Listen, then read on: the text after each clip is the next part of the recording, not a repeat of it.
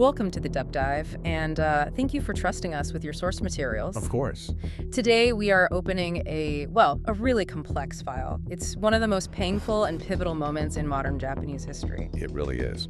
This is a case that didn't just expose cracks, it feels like it shattered the country's whole framework for juvenile justice. That's a good way to put it. Yeah. Our mission today is to conduct an in-depth analysis of the Junko Furuta case, which took place between 1988 and 1989. And we should be clear about our approach here. Yes. We're sticking strictly to the respectful and non-graphic approach in the documents you sent. Our focus is really on the facts, the legal aftermath, and the intense public debate it sparked. Okay, so let's unpack this right away. Because the sources make it so clear this isn't just a historical true crime story, it's a flashpoint. The failure here was so profound, it forced massive systemic change. It did. And we have to start with the human cost. Always. Precisely. The victim was Junko Furuta. She was a 17-year-old high school student in Saitama, which is near Tokyo. And the sources describe her as, a pretty typical teenager. Exactly. Diligent, quiet, had dreams of going to university, getting a good job. Her life was tragically normal right up until November 1988. And that's when everything changed. She was abducted near her home by a group of teenage boys. Yes. And this wasn't, one lone perpetrator. It was a group dynamic, which makes all the legal issues that follow just so much more complicated. It does. The central figure was a 17-year-old named Hiroshi Miyano. Right, though the sources say they used pseudonyms for him and the others at first. Yes, that was standard practice because of the juvenile laws at the time. Anonymity was key. But yes, Miyano was the ringleader, and he had 3 other teenage associates with him, all under 18. What's immediately chilling to me is the location. Oh, absolutely. We're not talking about some remote, abandoned building. The sources confirm the captivity took place at the home of one of the perpetrators.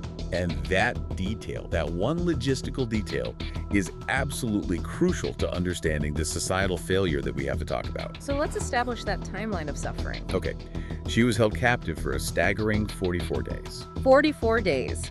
From late November 1988 to mid-January 1989. Just think about that. That's 6 weeks. 6 weeks where this unimaginable cruelty was unfolding, literally behind closed suburban doors. And during that confinement, the situation was just brutal. They used threats, constant violence. All to prevent her from escaping or contacting anyone. The documents make it clear that the violence just escalated and escalated. And she was denied any medical aid, any chance at all. None. And the sustained nature of that abuse is what really separates this case. It led directly to her death in January 1989. Okay, and this brings us to what might be the most horrifying detail in the sources. The societal negligence. Yes. This all happened in a residential neighborhood. Yeah. In a house where the perpetrator's parents were sometimes present. Right.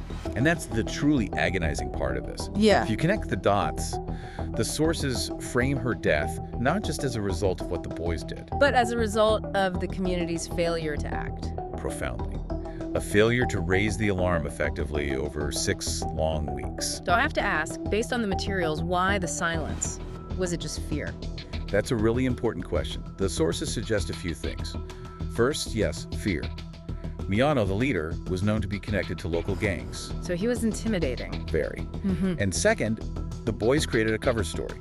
They told people she was a runaway girlfriend. They were helping out. But surely someone must have seen something, heard something that didn't add up. They did, and that's the third most insidious factor, the systemic failure.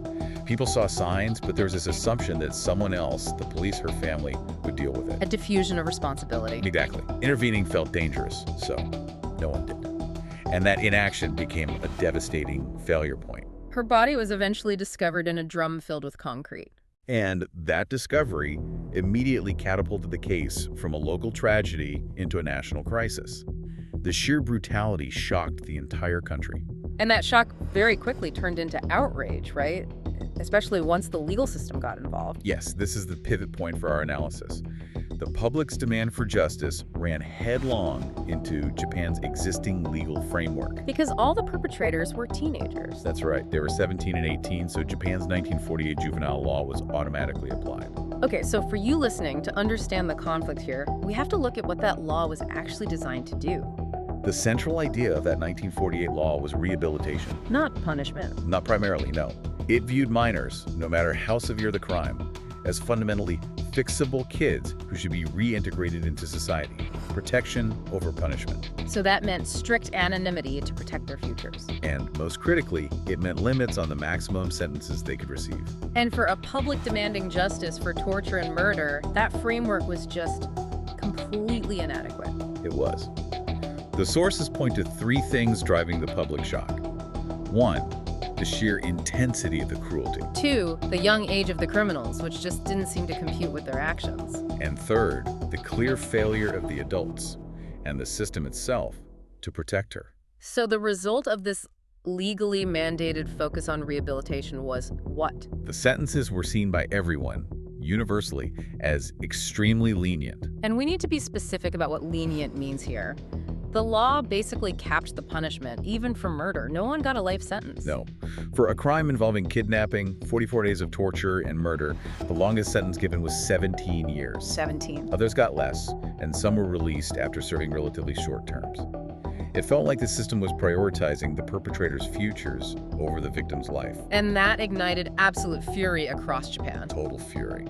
It wasn't just anger at the crime anymore, it was anger at the institution, at the law itself. This is also when the media's reaction became part of the story, wasn't it? A huge part. The law demanded anonymity for the minors. But some magazines and newspapers just defied it. They published their real names and photos. They did. It was a huge departure from protocol. The sources suggest they felt that the public good, exposing the system's failure, outweighed the legal protections for the minors. Wow, so the media basically sided with the public against the state. In a way, yes. They argued that the extreme nature of this crime meant that the traditional protections just didn't apply anymore. It was a remarkable moment. That signals a genuine watershed moment in how Japan viewed its own societal structure. Absolutely. And that debate immediately focused on three areas for reform. Oh, okay. What were they? First, revising the laws for juvenile criminals, finding a new balance between rehabilitation and real accountability. Second, improving protection for victims who felt totally overlooked. And the third? Clarifying the responsibility of parents and the wider society when kids are involved in extreme violence. So let's bring this to the present day. Why is this case, decades later, still such a vital reference point? Because it symbolizes the blind spots in the justice system at the time. It became the benchmark against which all future reforms would be measured. So did the system actually change? Did that pressure work? Yes, profoundly so. That wave of anger led to significant amendments to the juvenile law. Such as? Well, for instance, reforms in 2000 and 2007 lowered the age at which minors could be tried as adults for serious crimes. And the strict anonymity rules were gradually relaxed for the most heinous offenses. So it directly challenged that core philosophy that all young people are redeemable. It forced the legal system to confront the limits of rehabilitation. The tragedy highlighted these really stark lessons. Lessons that reformers are still citing today. Right. The first is that ignoring violence only lets it get worse. Second, that timely intervention can genuinely save lives, a direct commentary on the failure to act. And third, that legal reform is essential to make sure the punishment can actually fit the crime, regardless of age. It sounds like this case just forever changed the social contract in Japan. It moved the conversation from just obeying the law to acknowledging a higher moral duty to intervene. It absolutely did. And the dialogue around parental responsibility also shifted dramatically. I can imagine. The crime took place in a family home. Exactly. It forced this agonizing public confrontation with what society owes its most vulnerable members.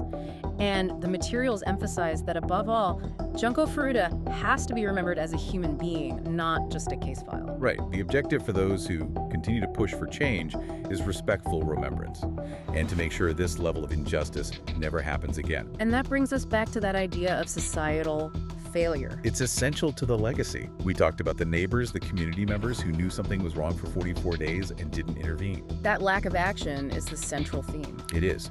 So for you, the listener, the knowledge from this deep dive really raises a necessary challenge. How do we translate that lesson, that timely intervention could save lives, into actual social action in our own communities? How do we make sure our silence doesn't become complicity? Especially when things are ambiguous or uncomfortable. That moral challenge, I think, remains the deepest legacy of this terrible case.